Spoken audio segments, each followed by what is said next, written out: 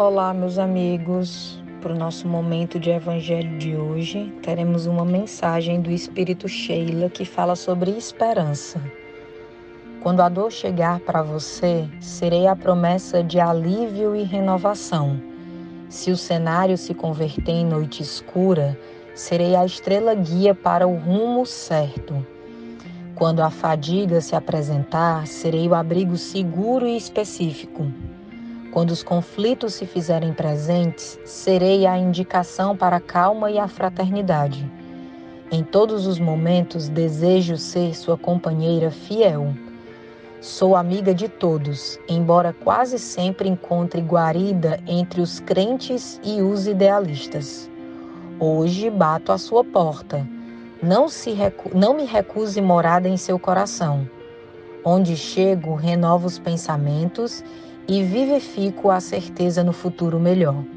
Sou irmã do otimismo e filha da confiança em Deus. Agora sou também sua irmã. Dê-me sua mão, venha comigo. Meu nome é Esperança. E após essa leitura, que nos enche de confiança, de fé e de esperança, como é o título do texto, vamos à nossa prece. Deus Todo-Poderoso, que vedes as nossas misérias, dignai-vos escutar favoravelmente os votos que vos dirigimos nesse momento. Se o nosso pedido é inconsiderado, perdoai-nos. Se julgardes justo e útil, que os bons espíritos, executores da vossa divina vontade, nos venham auxiliar para que esses votos sejam cumpridos. Sejam votos de exaltação, Senhor, e que a vossa vontade seja feita. Se os nossos desejos não forem atendidos, é que entra em vossos desígnios experimentar-nos, e nós nos submeteremos sem queixumes. Fazei que não se apodere de nós o desânimo e que nem a nossa fé e resignação sejam por isso abaladas. Fiquemos todos em paz e que assim seja. Leitura do Evangelho, capítulo 24. Não pôr a candeia debaixo do alqueire. Itens 8 e 9. Não vades aos gentios, ou não ir aos gentios. A estes 12 enviou Jesus, dando-lhes estas instruções, dizendo: Não procureis os gentios, nem entreis nas cidades dos samaritanos, mas ide antes às ovelhas que perecem na casa de Israel. E pondo-vos a caminho, pregai, dizendo que está próximo o reino dos céus. Mateus 10, 5, 7. Jesus demonstra em muitas circunstâncias que as suas vistas não estão circunscritas ao povo judeu, mas abrangem a toda a humanidade. Quando disse, portanto, aos apóstolos que não se dirigissem aos pagãos, não foi por desprezar a sua conversão, o que nada teria de caridoso, mas porque os judeus, que aceitavam a unicidade de Deus e esperavam o Messias, estavam preparados pela lei de Moisés e pelos profetas para receberem a sua palavra. Entre os pagãos faltava essa base. Tudo ainda estava por fazer. E os apóstolos ainda não se achavam suficientemente esclarecidos para uma tarefa assim tão pesada. Eis porque ele disse: Ide às ovelhas desgarradas de Israel, ou seja, ide semear em terreno já preparado, pois sabia que a conversão dos gentios viria a seu tempo. Mais tarde, com efeito, os apóstolos foram plantar a cruz no próprio centro do paganismo.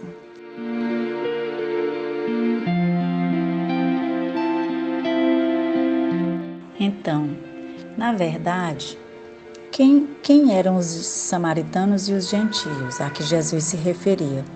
O povo samaritano não se considerava um povo judeu, e sim, eles se achavam descendentes dos antigos israelitas que habitaram na província de Samaria. Então, os samaritanos eram considerados assim impuros pelos judeus. Na Bíblia do judaísmo, eles só seguiam os 5 livros de Moisés. Eles tinham a própria doutrina religiosa deles, que era chamada por alguns de samaritanismo, né? Já os gentios era a designação para quem não era cristão. Eles eram pagãos, eles não seguiam Cristo, não seguiam nenhuma religião e eles eram denominados gentios, era um povo assim mais rude. Essa palavra gentio, etimologicamente, ela deriva-se do gens, que significa clã ou grupo familiar.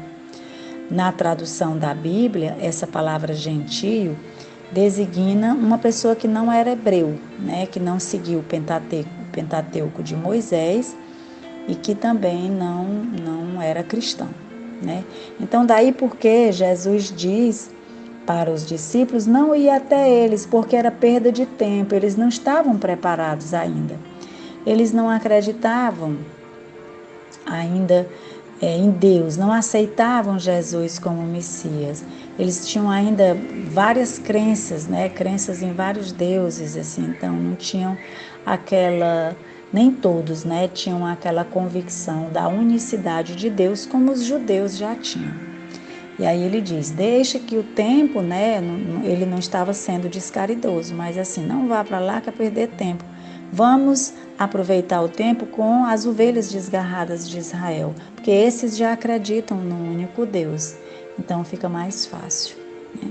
Mas com certeza no futuro eles iriam. E aí termina o texto dizendo que no futuro foi exatamente para onde eles foram, né? No futuro eles foram exatamente trabalhar, né? Os judeus, né? E aos gentios, né? Ele pediu para eles não ir semear nesse terreno, que ainda não estava preparado, mas quando foi mais tarde, os apóstolos foram plantar a cruz no próprio centro do paganismo. Então é isso. Boa noite, queridos irmãos. Vamos à prece de fluidificação. Pedimos que a espiritualidade maior que se faz presente através desse evangelho, juntamente com suas equipes de missionários, de espíritos iluminados, venham fluidificar todas as águas, torná-las em medicamentos salutares e balsâmicos. Medicamentos que venham curar nossas dores físicas e espirituais. Que ao ingerirmos, passamos a nos sentirmos melhores de todos os males que nos afligem nesse dia de hoje, nessa noite. Agradecemos a espiritualidade que se fez presente nesse trabalho de fluidificação de nossas águas, transformando elas em bálsamo, nos trazendo renovo de vida, esperança, fé, paz e muito amor em nossos corações, uns pelos outros. Fica conosco, Senhor, hoje e sempre, e que assim seja.